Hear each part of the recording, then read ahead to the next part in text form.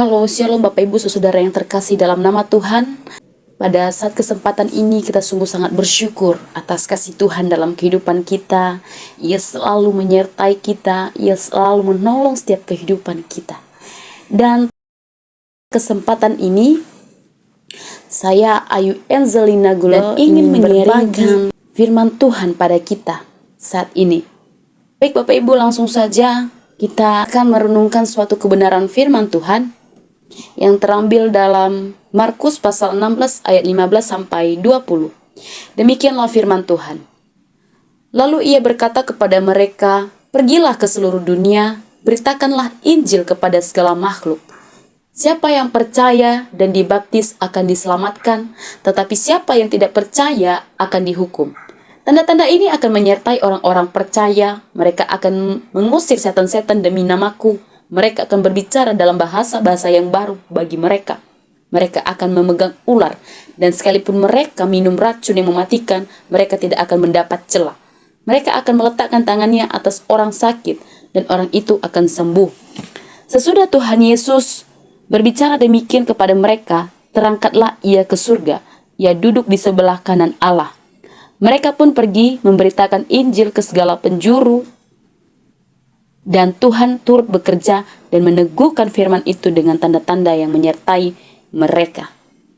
Demikian saja pembacaan firman Tuhan.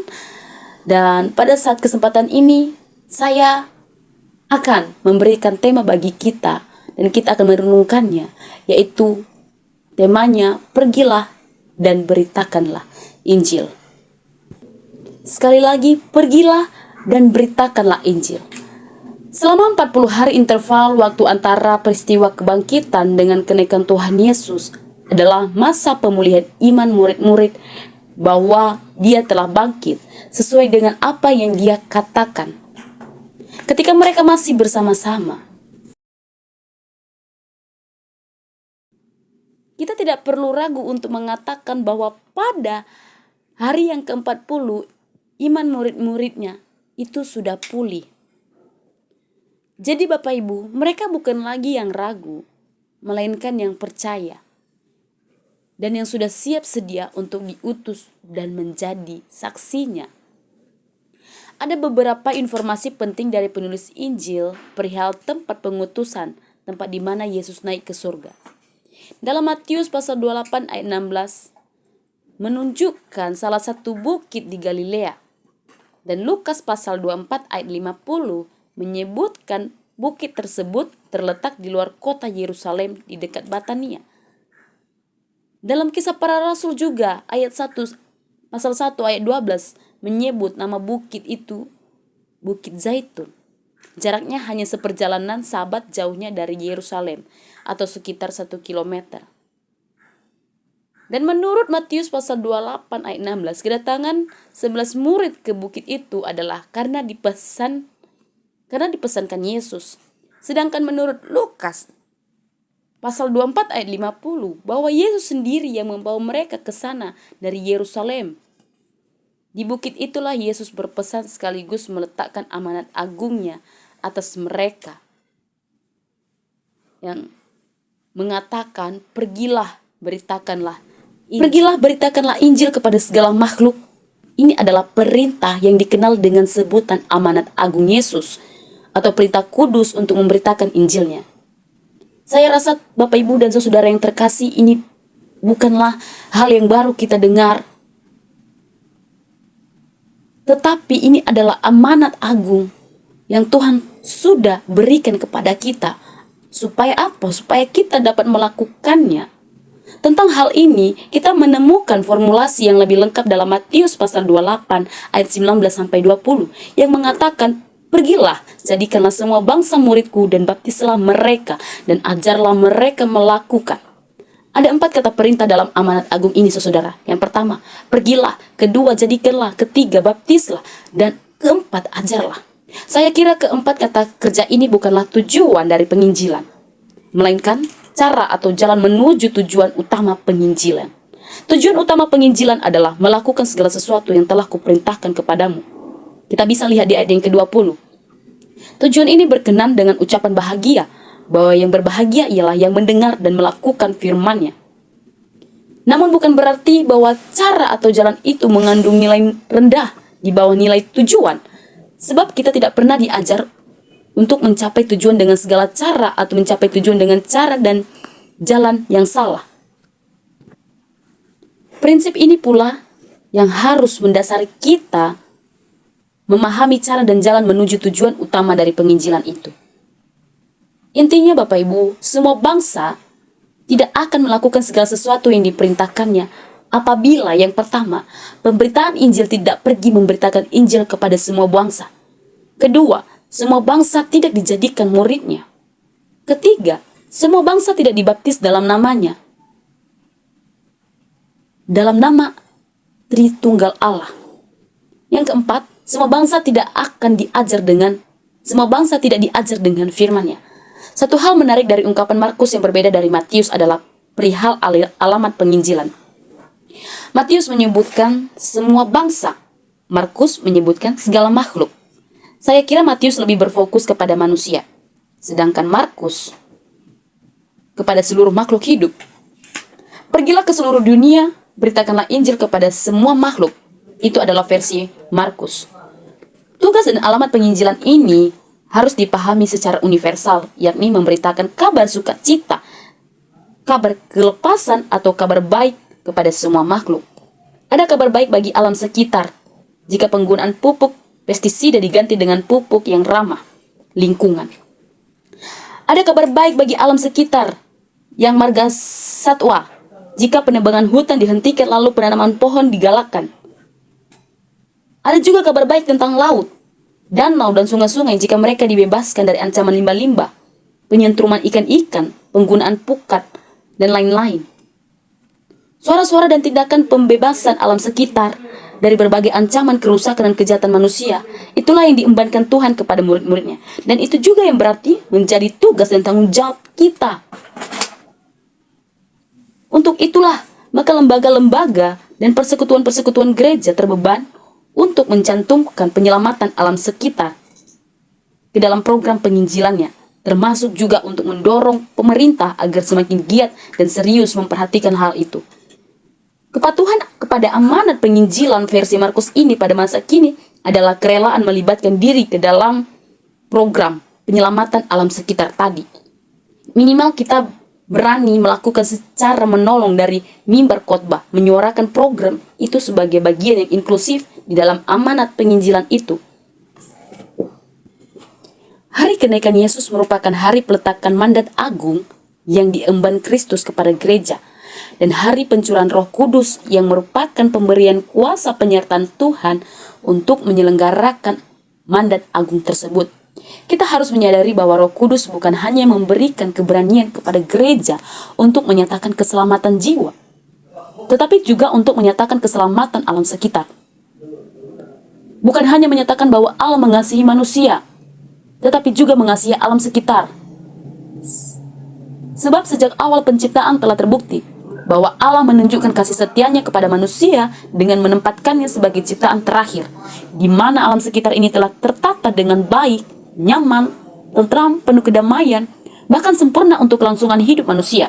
Alkitab secara jelas menyatakan bahwa tujuan Allah menciptakan manusia adalah untuk memelihara ciptaannya, untuk memelihara ciptaan lainnya.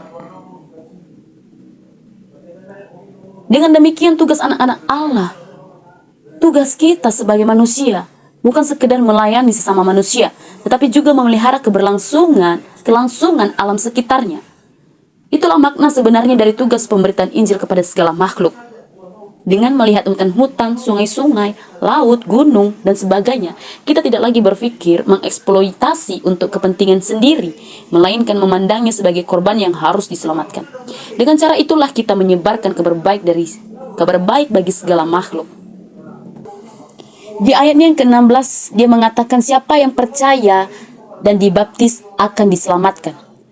Kata sambung dan di antara kata percaya dengan dibaptis pada akhirnya menjadi perdebatan teologis yang kemudian mencirikan dogmatika konvensional beberapa dominasi gereja.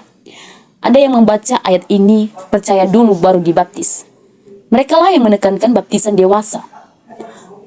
Ada juga yang membaca sesuai dengan yang ditulis atau yang tertulis. Siapa yang percaya dan dibaptis akan diselamatkan. Kemudian menyatakan bahwa orang diselamatkan karena dua kemungkinan. Yang pertama, diselamatkan karena imannya. Kedua, diselamatkan karena baptisannya. Tampaknya kedua arus pemikiran ini, saudara, sungguh bertolak belakang. Mengapa? Itu karena pemahaman yang berbeda soal baptisan. Yang pertama memahaminya sebagai penghisaban, menjadi murid atau anggota gereja. Sedangkan yang kedua memahaminya sebagai perbuatan anugerah Allah. Saya kira kita harus membaca ayat ini sepenuhnya. Siapa yang percaya dan dibaptis akan diselamatkan, tetapi siapa yang tidak percaya akan dihukum. Itu berarti ukuran bagi seseorang diselamatkan atau dihukum bukan baptisan, melainkan percaya. Kita banyak mengenal tokoh-tokoh iman dalam perjanjian baru yang tidak pernah dibaptis sama sekali. Misalnya, kita tidak pernah mendapat informasi dari penulis Injil apakah Marta, Maria, Lazarus, penjahat yang disalibkan di sebelah kanan Yesus, dan ke-11 murid-muridnya pernah dibaptis atau tidak. Karena Yesus sendiri tidak pernah membaptis dengan air, bukan? Sebenarnya perintah membaptis dalam hal penyelenggaraan pemberitaan Injil barulah diamanatkan menjelang kenaikan Yesus ke surga. Sebagai amanat tertentu haruslah dilaksanakan, bukan? Tetapi sebagaimana sudah dijelaskan di atas, baptisan bukanlah tujuan. Tetapi sebagaimana sudah dijelaskan sebelumnya, baptisan bukanlah tujuan dan bukan pula ukuran keselamatan. Sekali lagi saya katakan, baptisan bukanlah tujuan dan bukan pula ukuran keselamatan, melainkan cara untuk jalan menuju tujuan tersebut. Tujuan penginjilan adalah supaya dunia percaya atau supaya dunia melakukan segala sesuatu yang diperintahkannya. Ingat, Matius menggariskan tujuan penginjilan itu adalah supaya dunia melakukan firman-Nya. Sejajar dengan itu, Markus menuliskan tujuan penginjilan itu supaya dunia percaya kepadanya. Di ayatnya yang ke-20, dia mengatakan tanda-tanda yang menyertainya. Tanda-tanda yang menyertai orang-orang yang percaya. Ada 4 tanda penyertaan yang ditulis pada ayat 17-18. Yaitu yang pertama, mengusir setan demi namanya, berbicara dalam bahasa-bahasa yang baru, tidak celaka karena memegang ular dan minum racun, dan menyembuhkan orang sakit dengan penumpangan tangan. Pertama-tama harus dipahami bahwa keempat tanda di atas itu adalah tanda-tanda yang menyertai, bukan tanda-tanda dari kepercayaan itu sendiri. Jadi kita yang tidak pernah dikaruniakan kemampuan khusus untuk melakukan tanda-tanda itu, bukanlah berarti bahwa kadar iman kita lebih rendah dari orang-orang yang beroleh karunia yang melakukannya. Lagi pula harus dipahami bahwa semua tanda penyertaan itu bukanlah tanda permanen, melainkan itu mukjizat yang dianugerahkan Allah secara kasual untuk menyatakan penyertaannya kepada kita sebagai orang percaya. Jadi tanda-tanda penyertaan itu sama sekali tidak bersumber atau berasal dari diri kita sendiri, ya Bapak Ibu, melainkan yang dinyatakannya untuk menyertai kita dalam situasi-situasi tersebut. Ayat 20 ini sangat menginspirasikan bahwa amanat penginjilan sepenuhnya diletakkan di atas para rasul. Dan Tuhan yang menyerahkan mandat itu bertindak sebagai penyerta sekaligus peneguh Injil yang memberitakan. Sebagai penyerta, tentunya keselamatan dan ketentraman hidup penginjil bergantung pada campur tangan Tuhan. Dan sebagai peneguh, tentunya Allah sendiri bekerja atas orang-orang yang menerima Injilnya, menghancurkan Injilnya, mencurahkan iman dan pertobatan kepada mereka. Jadi, tepat sekali perkataan Paulus dalam Roma pasal 8 ayat 28-30 yang mengatakan, kita tahu bahwa Dia turut bekerja dalam segala sesuatu demi kebaikan orang-orang yang mengasihi Allah, yaitu mereka yang terpanggil sesuai dengan rencananya. Sebab semua orang yang dipilihnya dari semula, mereka juga ditentukannya dari semula untuk menjadi serupa dengan gambarnya, supaya ia anaknya itu menjadi yang sulung di antara banyak saudaranya. Amin. Baik Bapak Ibu, sekian saja perenungan firman untuk kita pada saat ini. Marilah kita mengaplikasikannya, baiklah kita memahaminya. Kita meminta Roh Kudus supaya kita dapat memahami firman ini dan supaya kita dapat melakukannya. Demikian saja firman Tuhan pada saat kita, baik saya menyapa kita semua. Shalom.